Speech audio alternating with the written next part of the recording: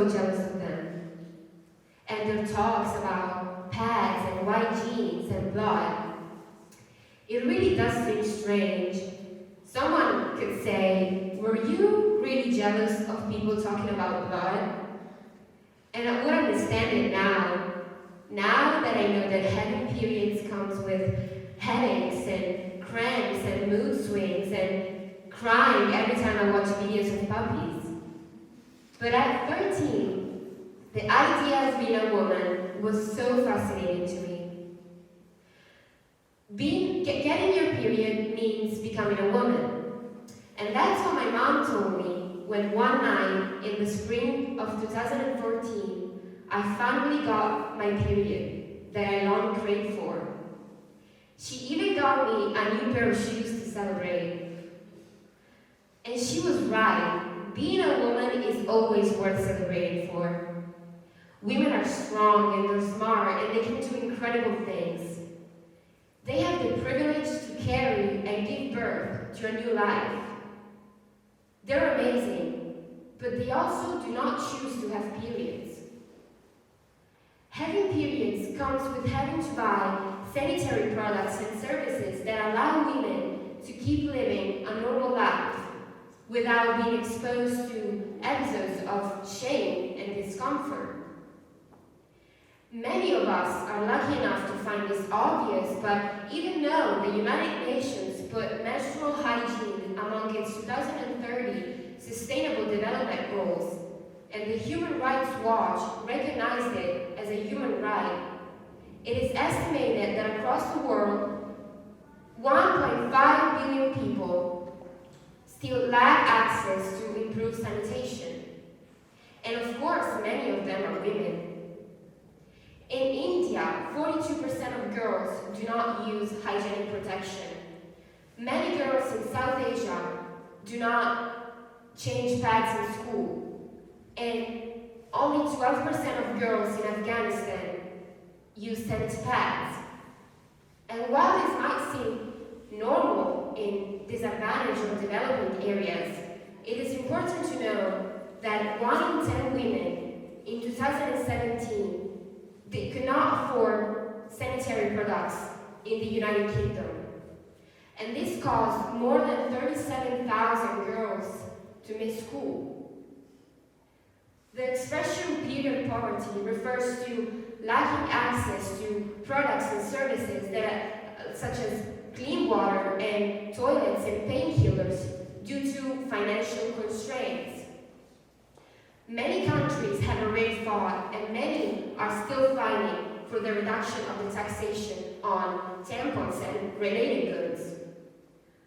While it might seem strange, Kenya was actually the first country to completely eliminate the tax, followed by Lebanon, Nigeria, and Nicaragua.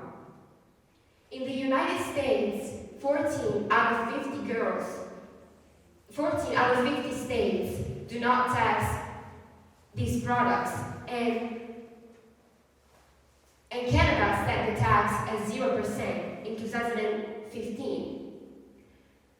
Europe is also following the movement started from France, which reduced the taxation from the 20% to the 5% in 2015, followed by Belgium and Spain in the UK. Ireland does not tax these products, and Scotland was actually the first country to provide free sanitary products to girls in school and colleges and universities. Italy seems to go against the flow, since the normal VAT, or IVA, as Italians call it, grew constantly from the 12% in 1973, which was the year it was introduced in the country, reaching the amount of 22% in 2013, when it stopped and never changed. Now, this is how the Italian VAT works. Our country divides goods into 3 different levels of taxation. 4% for primary goods, such as bread and milk, but also newspapers and glasses and razors.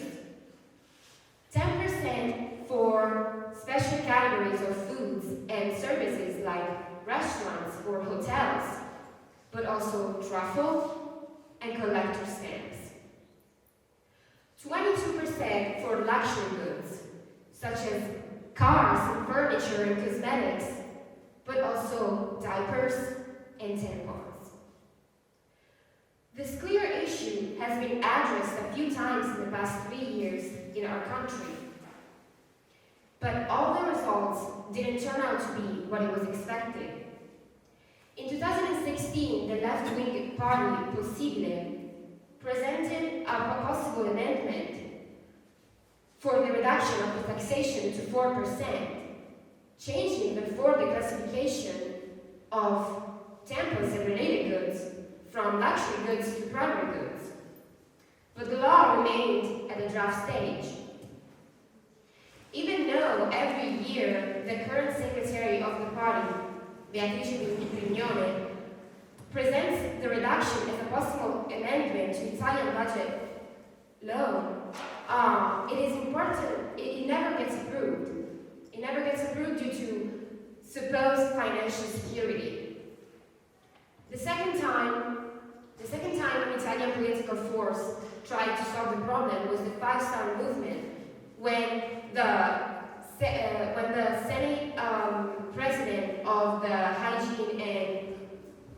Hygiene Committee presented this amendment once again, but it still never gets approved.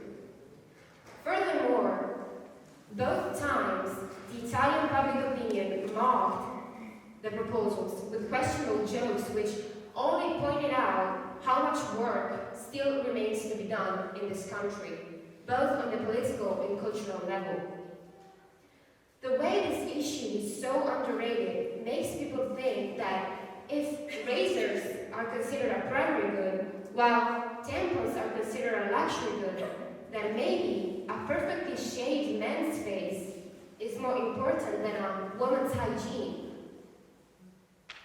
When people say this is a narrow issue, they say so because they come from a narrow perspective. The real question on the table here is not just one of hygiene or medical access. The real question is one of fairness, equity, and accepting a woman's value and a woman's right. Ultimately, it's a question of simple justice.